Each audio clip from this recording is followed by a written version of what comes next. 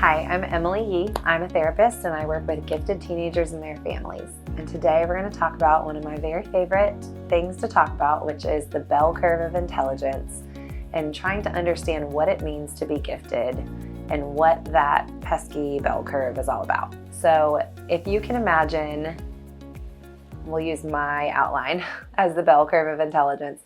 And right here in the middle is 100. And if you are testing gifted, that means that you scored 130 or higher. And if you are, scoring 70 or lower, then that's like the points on my shoulder. So we've got the middle, 100, and then 130 would be over here, and the 70 would be over here. And they come down like this. So the most people are in the middle, towards the middle, have the typical intelligence. And then you have the very high end and the very low end. And typical giftedness is 130, and then you might have the highly gifted, that's like 150 and up from there. The further you are towards the high end, the more out of sync you're going to feel as a person. The more difficult it is for you to regulate your emotions, the more difficult it is for you to sync up with people around you. And that's true on the other end too. And that's why we have special education that's specifically for these opposite ends of the spectrum of intelligence. So the further you are, and we're going to focus on the gifted end. Again, that's my specialty and really who I spend most of my time with in therapy. The further that you are on that gifted end of the spectrum, the more out of sync that you feel with the peers around you. They would say that above 130 is the top 5% of intelligence. So being surrounded by people who are more typical and can get along better with peers. And then you have the very gifted person who feels on the outskirts of that. They have a hard time, the more gifted they are, feeling like they belong. And so I want to talk a little bit about why. There's this concept of asynchronous development. And so you have a kid who's very gifted, and that means that they can solve problems quickly, that their brains move very fast, that they have an appetite for stimulation that other people would not be able to keep up with. But it also means that they likely cannot regulate their emotions as easily. They might be more black and white thinkers.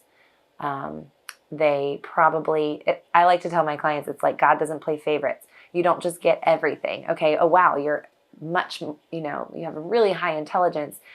And so if this is like the typical line and you have really high intelligence, then there's going to be somewhere that you're lacking.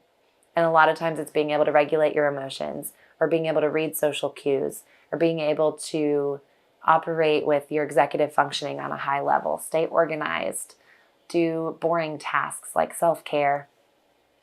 And so asynchronous development with teenagers is when you see that they can read the room, they can manipulate and argue with the best of them, but they cannot keep their room clean.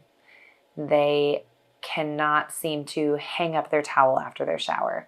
They hate taking a shower. They have a hard time keeping their backpack organized and getting papers turned in on time.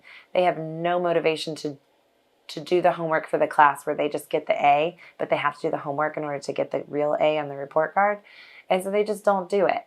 And you have this wide spread of, wow, so talented, so capable, so intelligent, but the life skills are just not there. You might hear it described as book smart, but not street smart.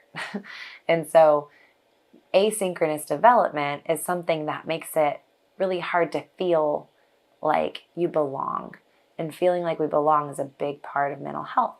And that is why gifted people are more prone to anxiety and depression, because they can sense that feeling of not belonging and being different. To add some spice to the soup and kind of mix it up a little bit more, it's also very common to be gifted, so very high intelligence, and have a learning disability or a mental illness. So gifted and OCD, gifted and ADHD, gifted and dyslexic. So I'll have kids that come in and they are incredibly bright. They're so funny. The connections they make between things is amazing. I'm always trying to keep up with their jokes. Like, oh my gosh, that was hilarious. Even though it took me a minute to catch on that that's where they were in their mind. And they don't know how to read yet. And I'm like, man, so dyslexic, difficulty recognizing visual patterns and learning to read words, but vocabulary of, an 8th grader. And so that's incredibly difficult. And when they're put into a private school that doesn't have the resources to provide this varied education and maybe like one-on-one help for learning to recognize the patterns, learning to read, and the things that kids with dyslexia need support doing, they end up getting into trouble, acting out, being embarrassed and shamed by teachers, believing that they're just not good enough or that they're a bad kid. And they internalize all of this stuff, which then becomes oppositional defiant disorder or depression. And so you can see how kids, and we call this when you are gifted and you have a learning disability or some other mental illness, we call that twice exceptional. You have 2 things that are making you stand out from the typical. And it's very difficult to have a learning environment that makes it easy for you to learn. You really need some special support. And I see a lot of these kids and the parents don't even know that they're gifted because the main thing that's being focused on is the disability versus the exceptionality of being able to be very quick. And a lot of times that intelligence is what's getting them in trouble because they're being the class clown or they're being defiant because the rules don't make sense because they don't understand why they would need that rule because that's just common sense. And so I love being able to help parents understand that their child is not bad or mentally ill as much as they are just very intelligent and need more support and skills to learn how to regulate their emotions in ways that other kids don't. What's really challenging is figuring out what's going on with your kid specifically and your teenager or yourself. Finding symptoms or identifying what the issue is. So if it's difficulty getting started or it's some kind of executive functioning difficulty, taking a quiz there of, is it initiation? Is it organization? Is it motivation? What's the holdup? Having psychological testing done where you can see, are there any learning disabilities? Are there any reading comprehension, writing disabilities, verbal delays? Is there giftedness, high intelligence, doing ADHD screening or anxiety screening, depression screening. So really getting a full picture of everything that's going on with your kid and not landing on just one diagnosis and saying this is what's happening. It's likely a combination of things, and that's okay.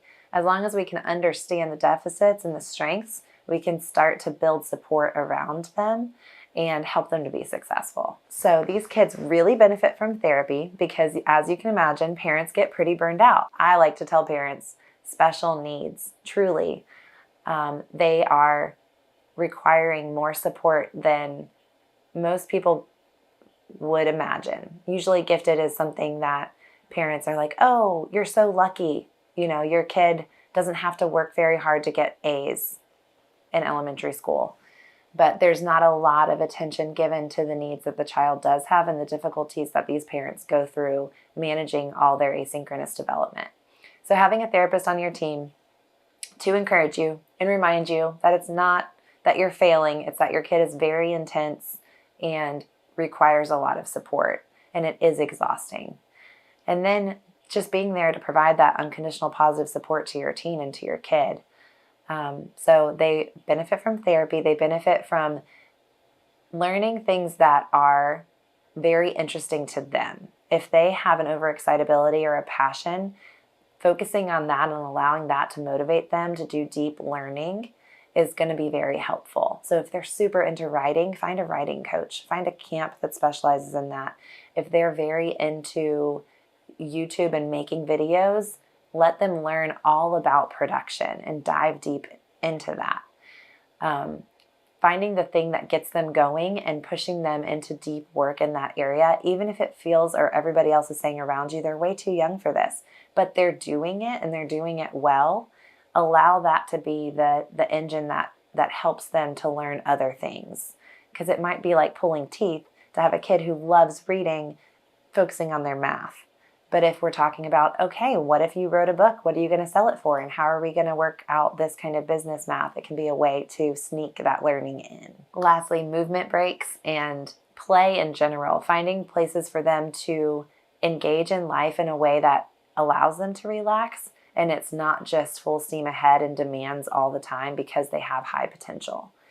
They are even more at risk of burnout than most because of their tendency for perfectionism and trying to give all that they have to do everything well, even if it is something that they struggle with. And they need time to clock out. And so because of this tendency to feel ostracized and different from the general population, they need time to reboot. That might look like time alone. And this can be hard to decipher. It's like, okay, so are they self-isolating and that's going to lead to depression? Or are they recharging and that's what they need to avoid burnout? And so having a team of people around you to bounce ideas off of, stay curious, do lots of experiences and experiments, and notice the effect on your kid. You're studying them and they're unique, and how they respond to different interventions will be unique. If you're enjoying listening to this, I hope that you'll like and subscribe.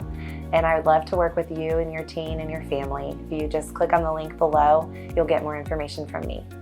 Have a great day.